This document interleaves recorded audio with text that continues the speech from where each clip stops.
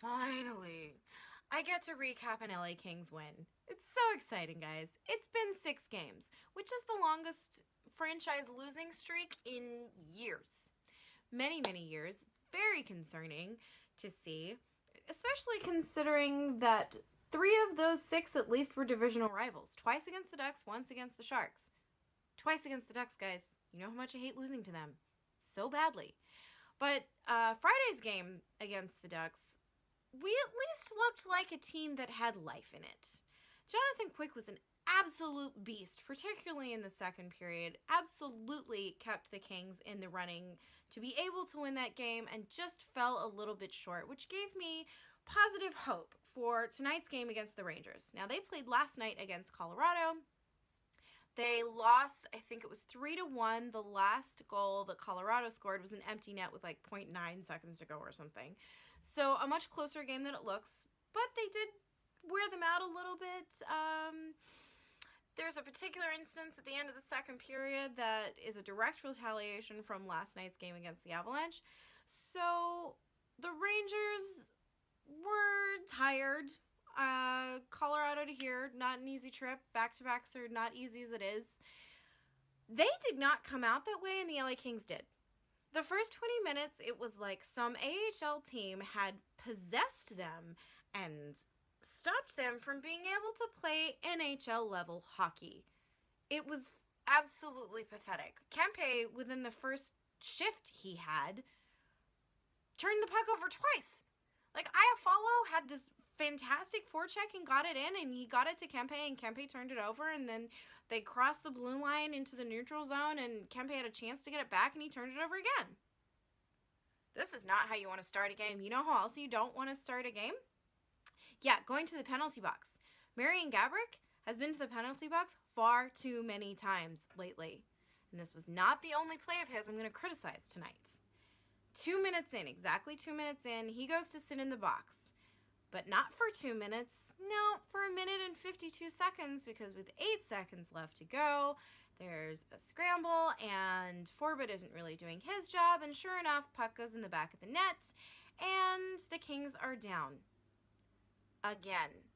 And early. This was not the same with the Ducks game on Friday. They did give up the first goal, but it took them 2 and a bit periods to do it.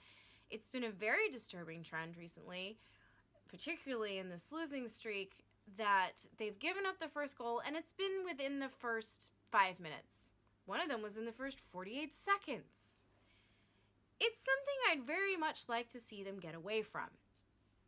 So we're about 4 minutes in. We're down by 1, and that's fine, I suppose. They've come back from worse. It's not like they're unfamiliar with giving up the first goal, except then there's another one. And this one, I'm kind of going to put on Jonathan Quick because he had it, but he didn't. Like, he should have covered it, and somehow it ended up sneaking behind him, and he's turning around. Someone from the Rangers gets their stick on it, and it's in the back of the net. And that's, I don't want to say momentum killer, because that would imply that the Kings had any momentum to begin with. They had no neutral zone play at all. They just had turnovers. They were doing that drop pass, no look drop pass thing that they've been so fond of lately, which worked for them incredibly well in the first half of the season when they had the chemistry and their passes were connecting. This was not happening tonight, well, first period at least, and it hasn't been happening. So it's such a dangerous play, and it creates turnovers, and it puts Kings in the wrong position. And even when they were getting this puck on their stick, it was connecting at the wrong angle. It was behind them. It was not working. It was very sloppy. It was very disappointing to see. There were a few penalties we took I wish we hadn't, and just kind of not a great first period. As the period ended, and literally as the buzzer goes, at 20 minutes there, Kempe and Smith, they threw down their gloves, and helmets are coming off, and fists are going, and Kempe looks like he doesn't really seem the good end of it, but a fairly solid effort, actually, from someone who I've never seen fight before. I'd prefer to see him use his speed and use that against him, but there had been some plays against Trevor Lewis that needed to be retaliated for, and Kempe was the one that stepped up. And if he wasn't, Jonathan Quick was about to, because he had words. The referee had to skate him off of the ice at the end of the first period, and he was screaming at every Ranger on that ice as he was being escorted off. So I don't know if it was that. I don't know if there was an exorcism in between the first and second period, but something changed. Because the team that came out in the second period was the team that had been coming out for the first part of the season, where the Kings were the first team to lose a game in regulation. You remember that? Wasn't that awesome? Can we go back to being that team? And in the second and most of the third period, that's exactly what they did. Oh, thank God. So we get our first power play of the game. And oh my God, guys, we scored on it. The Kings scored on a power play. How amazing is that? So this first goal comes from Muzzin, who had some kind of knocks about before. He'd taken a penalty as well I wasn't so fond of, or was about to take one. He had a hit or miss kind of game. But you know what? For all of his misses, he scored us the first goal, and that got things going. And it was a power play goal. It was a great shot. Whew, okay, 2-1. There is suddenly life in this game, and Jonathan Quick is playing pretty well. You know, things are surging in the right direction. Of course, immediately after we get this goal, we take a penalty. So you'd think that would be a momentum killer, but actually it worked out in the opposite way.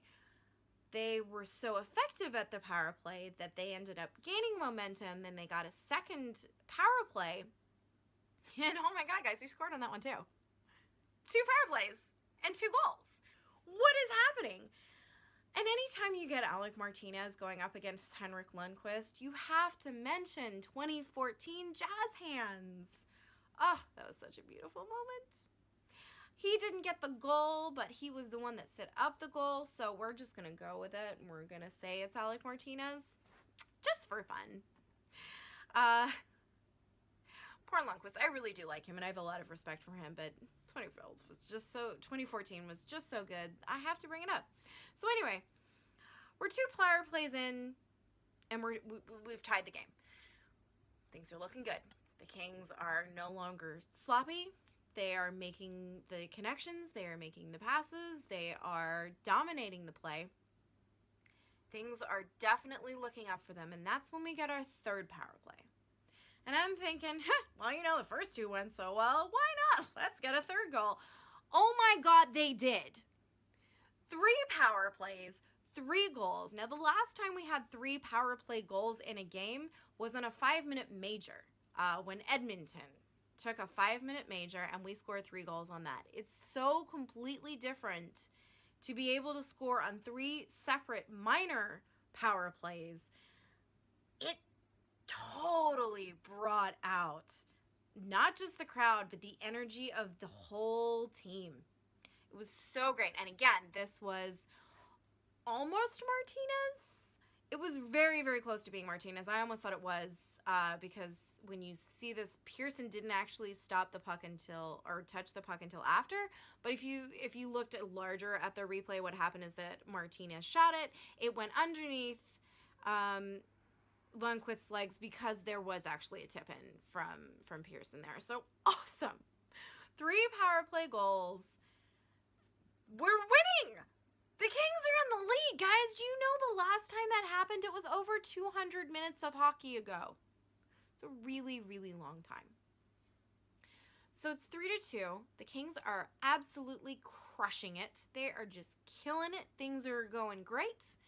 Something about the end of a period, though, because with about 58 seconds left, Clifford, and there was a guy from the Rangers that had been almost kind of picked on last night for the Avalanche, and I don't want to say picked on, but he was not having a great game. He got beaten down a little bit, and then Landeskog really got in his face for the last 2 periods after having set him up in the first. So he was on a collision course, basically, to make up for kind of being a rough house last night, and he and Cliffy got into it. So much so that they both got game misconducts. Yeah. The ref, I guess, was just done. There was a lot of, I don't want to say a lot, there was some extracurricular activity as certain whistles were blown. The players weren't exactly friendly towards each other, but whatever these guys did, it caused them at the game misconduct. They left.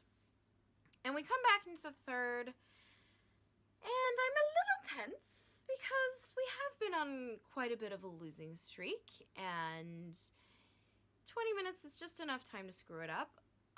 The first thing that came up on the Jumbotron was a fun fact that on this date, however many years ago, I don't remember how many it was, but the Kings played the Rangers.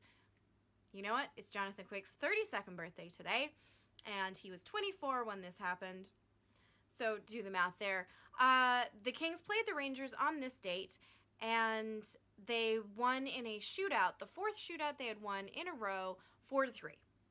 And currently we're up 3-2, and so it just takes that one goal to go into overtime and make that history repeat itself. So I'm just sitting there going, no, please, please no overtime. Please just actually win a hockey game. So things are a little tense. Not a whole lot is happening, though, which is good for the Kings. They're doing things right. They're shutting down the plays. They're making the big hits. And Quick is coming up when he needs to, but he doesn't need to anywhere near as much as he did in the first period.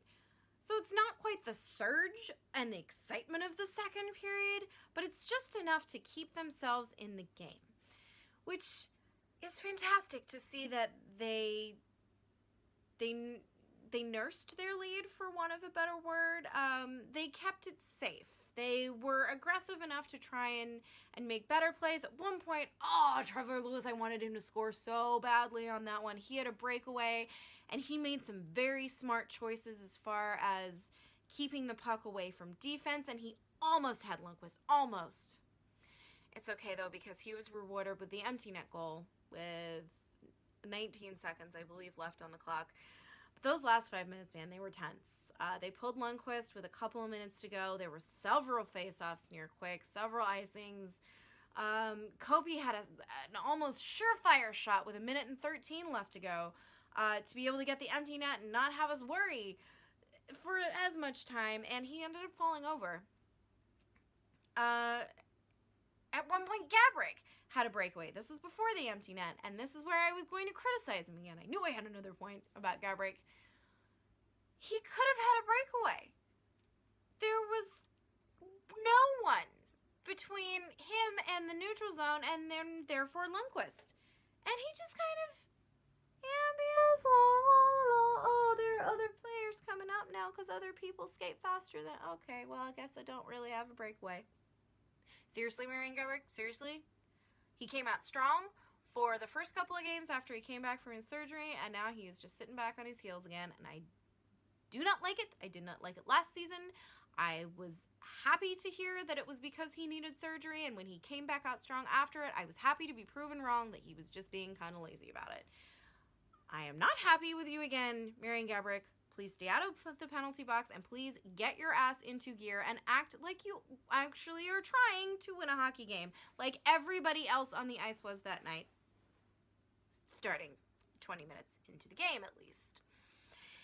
Yeah. So, like I said, Trevor Lewis ended up with the empty net goal, and I was so happy for him. He ended up with the first star of the game, which was totally deserved, because this game was it wasn't about a lot of, he got the third star of the game. It was Martinez, obviously, with the 2 assists on those 2 power play goals that got the first star of the game. But either way, both of them were playing a very solid game tonight.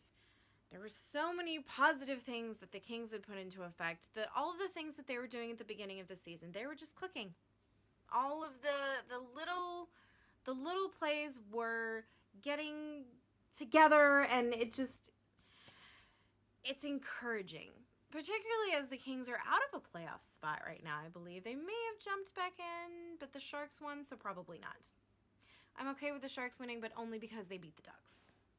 It's a 6-1 there. Oh, and the best part of the game, the best part of the game was getting the 2 points and breaking this winning streak. But the second best part of the game is Chris Sutter was back again, so I get to leave you guys with some Chris Sutter dance cam. That's always a good time, so enjoy.